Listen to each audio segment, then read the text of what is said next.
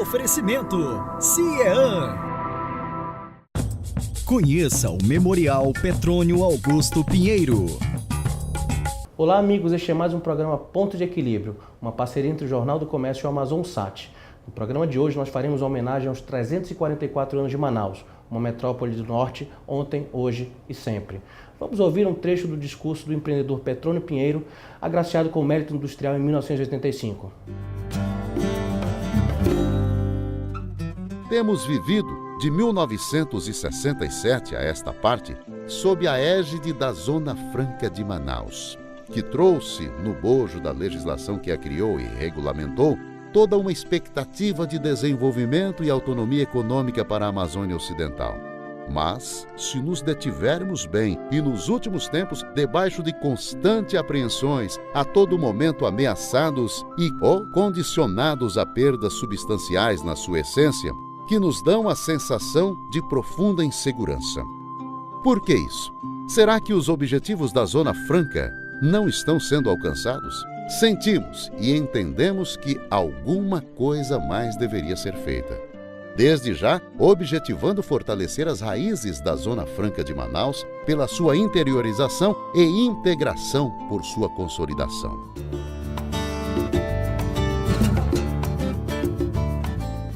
E para falarmos deste assunto tão especial, nós convidamos hoje a professora Etelvina Garcia, jornalista e escritora dedicada ao estudo da história e da problemática econômico-social da Amazônia.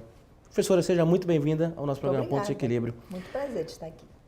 Primeiramente, eu queria saber qual a importância de Manaus no contexto socioeconômico e também político na nossa região hoje. Manaus hoje vamos dizer assim, é sede de um dos mais importantes polos industriais do Brasil, isso é indiscutível, né? Então temos um polo industrial que fatura 30, 40 bilhões de reais ao ano, né? E que se estruturou nos últimos 40 anos, né? 42, 43 anos, né? Porque o primeiro segmento econômico a se estruturar com os incentivos da Zona Franca de Manaus, como nós sabemos, foi o comércio de mercadorias importadas, né? Sim. Então, logo em seguida, nós tivemos a implantação das primeiras indústrias e não podemos deixar de destacar que o sucesso dos empreendimentos comerciais, do comércio de importação, que inclusive fez de Manaus um grande centro de compras. Pessoas de todas as partes do Brasil vinham a Manaus comprar produtos importados que sabiam que tinham segurança de marcas de tradição. Era um segmento extremamente pujante naquela época. Um segmento extremamente pujante. Então, com isso, era chamado de turismo de compras, turismo doméstico, né? Com isso, a própria infraestrutura da cidade se fortaleceu, né? Nós, em 1976, por exemplo, nós inauguramos em Manaus um aeroporto que era, ao tempo, o aeroporto mais moderno do Brasil, com capacidade, inclusive, para receber aviões supersônicos. Agora, nós temos aquele velho hábito de não conservar o que temos. E não fosse essa história de Copa, talvez o nosso aeroporto não tivesse, não recebesse esse upgrade que está recebendo agora, né? Pois Verdade. bem, além disso, nós, a esse tempo, nós também consolidamos a nossa universidade, que foi criada em 1962, foi instalada em 1965, eu já me refiro à Universidade Federal do Amazonas, à conta do projeto de lei aprovado em 12 de janeiro de 62 pelo deputado, apresentado pelo deputado federal Arthur Virgílio do Carmo Ribeiro Filho, né? Então, a universidade foi se estruturando, a cidade começou a ter o seu segmento de serviços, né? Também alavancado por conta do comércio, passamos a melhorar a nossa infraestrutura de hotelaria, né? Bares, restaurantes, lanchonetes, a rede bancária cresceu muito, né? Então, com isso, houve condição para que os empreendedores industriais entendessem que era possível, sim, vir para Manaus, aproveitar os incentivos, né? E começamos, como nós sabemos, com um polo industrial de montagem, né? Isso acontece em qualquer lugar do mundo, e aos poucos nós fomos nos conscientizando e lutando desesperadamente, né? Para que pudéssemos começar a produzir aqui os nossos próprios insumos, né? Então, com isso, a despeito de toda aquela campanha que o polo industrial de Manaus sofreu desde os seus primeiros momentos, né? Principalmente por parte dos industriais de São Paulo, que achávamos que nós estávamos tirando o que era deles, estávamos tirando nada de ninguém. Quando realmente começou o processo de miniaturização, né? Os japoneses vieram para o Brasil e escolheram Manaus como um nicho propício para a implantação dos seus projetos, porque passaram por São Paulo, viram que havia algumas indústrias, na sua maioria indústrias familiares, com problemas tecnológicos, com problemas gerenciais, né?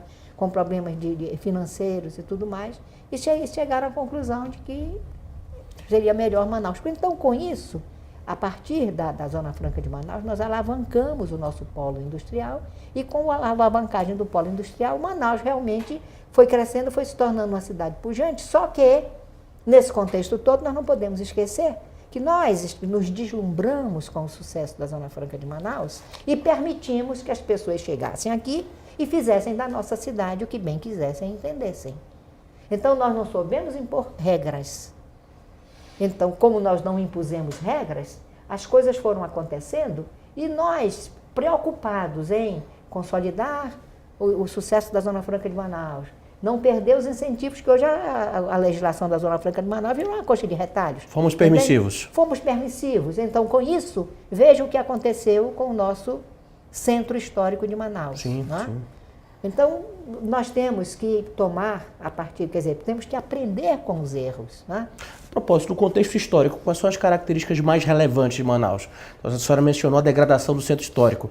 Podemos dizer que, historicamente, Manaus foi uma cidade que viveu de altos e baixos, que viveu ciclos de pujança e ciclos de decadência? Sem dúvida. Vamos procurar ser bem sintéticos, de maneira que possamos mostrar o todo. Né?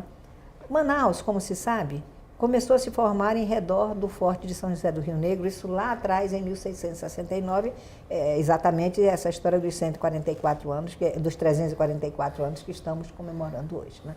Pois bem, entre 1669 e 1695, quando chegaram os frades carmelitas, os primeiros colonizadores cristãos, né? Como nós sabemos, na Amazônia, a participação dos padres, dos religiosos católicos foi fundamental. Pois bem, então naquele momento é que realmente nós começamos a colonização. Ora, em Manaus, na época se chamava Lugar da Barra, porque Manaus é um milagre do Rio. Manaus nasceu debruçada sobre o Forte de São José do Rio Negro, né? Convivendo com esse rio, que é um dos rios mais bonitos do mundo, o nosso Rio Negro. Né? E com a Boiúna, a Iara, esses nossos, né? Ouvindo o canto do Irapuru, enfim, ficou tranquilamente deitada ali em berço esplêndido, curtindo as maravilhas da natureza e inteiramente, vamos dizer assim, desconhecida. Né? Desconhecida talvez até de forma proposital, não sei, não vamos entrar nesse mérito. Porque a realidade é a seguinte, já no final do século XVIII, em 1791, um governador português chamado Manuel da Gama Lobo da Almada, que tinha uma visão fantástica, era uma visão de estadista, foi o grande estadista colonial da Amazônia.